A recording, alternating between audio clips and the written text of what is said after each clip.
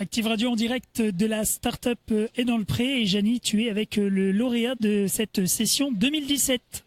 Un bien bel honneur effectivement d'accueillir le lauréat de l'édition 2017 de la 3e édition de la start-up est dans le pré avec l'intitulé la charrette champenoise. Donc c'est Alexandre, hein, je crois. Oui, tout à fait. Alexandre, bonsoir et bienvenue. Alors, comment est venue cette idée, cette bien belle initiative de créer la charrette champenoise avec tous les produits effectivement du terroir? Parce que c'est vrai que la start-up dans le pré, la start-up c'est innovation, et puis dans le pré c'est le territoire, hein, c'est le terroir. Tout à fait.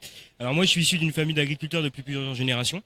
Mon grand-père livrait déjà du lait jusque dans les années 90. Moi j'ai travaillé dans le bâtiment en premier lieu, j'ai voulu me rapprocher de mes racines. Et c'est un peu parlant avec les gens autour de moi qui utilisaient des services qui existent déjà, mais qui correspondaient pas forcément à leur disponibilité, que j'ai eu l'initiative de démarcher les producteurs de mon secteur le plus près possible, déjà pour leur apporter un service entre guillemets de communication et de vente de leurs produits, et d'apporter donc aux consommateurs un service de produits frais, locaux et de qualité. La découverte de la start-up, c'est passé comment vous aviez déjà connaissance des éditions précédentes? Donc j'ai été informé par Monsieur Paquin des éditions précédentes, mais je n'y ai pas participé. C'est une aventure humaine, enrichissante, un peu stressante, on va dire. On est un peu ballotté un peu dans tous les sens, mais ça vaut vraiment le coup. Et je pense qu'il n'y a pas d'équivalent, au moins en tout cas sur le secteur que je connaisse. C'est vraiment quelque chose qui permet d'accélérer des projets et de prendre des contacts vraiment très facilement. Alors des contacts très faciles, Alexandre, pour tous ces produits qui figurent effectivement donc sur je vais pas dire un catalogue, mais sur une carte vraiment bien fournie et diversifiée. Comment s'est passé tous ces contacts pour avoir tous ces produits justement du terroir? Alors, vu que je vous ai dit que j'étais issu d'une famille d'agriculteurs, certains contacts ont été faciles à trouver. Et après, on va dire que c'est de fil en aiguille, de producteur en producteur, des petites informations qui viennent d'eux, disant allez voir ce producteur-là, il peut vous proposer tel produit, et de fil en aiguille, voilà, on arrive à une trentaine de producteurs qui regroupent des petits producteurs, des associations, des lycées agricoles. Voilà, on essaie de faire travailler tous les acteurs de notre secteur économique.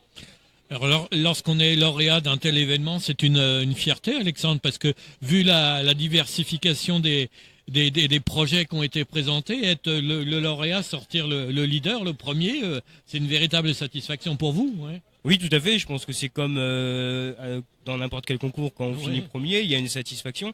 Il y a aussi un grand remerciement à mes coachs, à mes coéquipiers qui m'ont épaulé pendant 2 jours. On a vraiment développé des axes que j'aurais pas été capable de faire tout seul et pas le recul nécessaire. Et c'est vraiment quelque chose d'humain où tout seul, on n'arriverait jamais à atteindre cet objectif.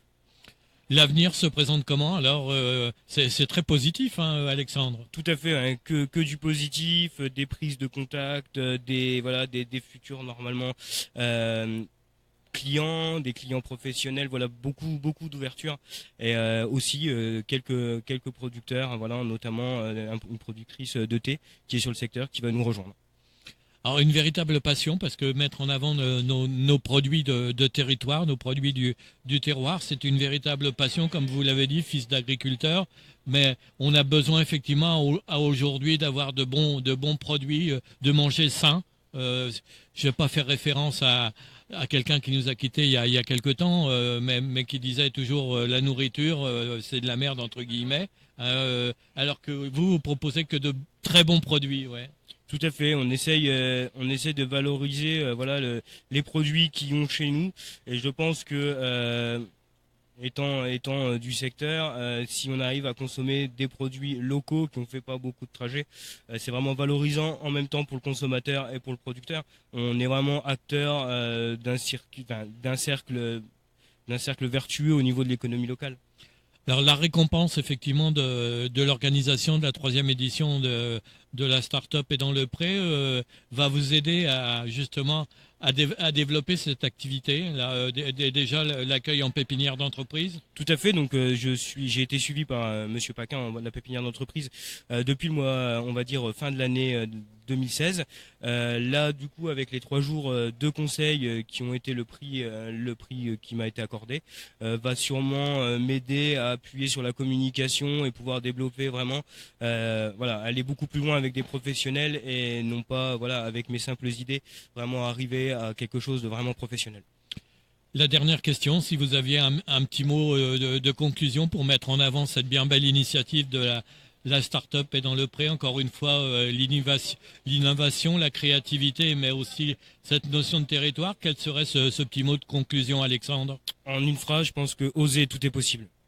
Ah, c'est une bien belle conclusion. Félicitations encore, Alexandre, donc gagnant, leader effectivement de cette 3e édition de la start-up est dans le pré. Merci beaucoup, puis à très bientôt. Merci à vous. Bonne soirée, au revoir. Voilà tout de suite, retour des hits sur Active Radio en direct de la Startup et dans le pré à Saint-Dié, la 3e édition 2017. Dans quelques minutes, on retrouvera bien sûr un nouvel invité pour clore cet événement. Pour avoir la possibilité de décaler le projet un peu en meute. Voilà.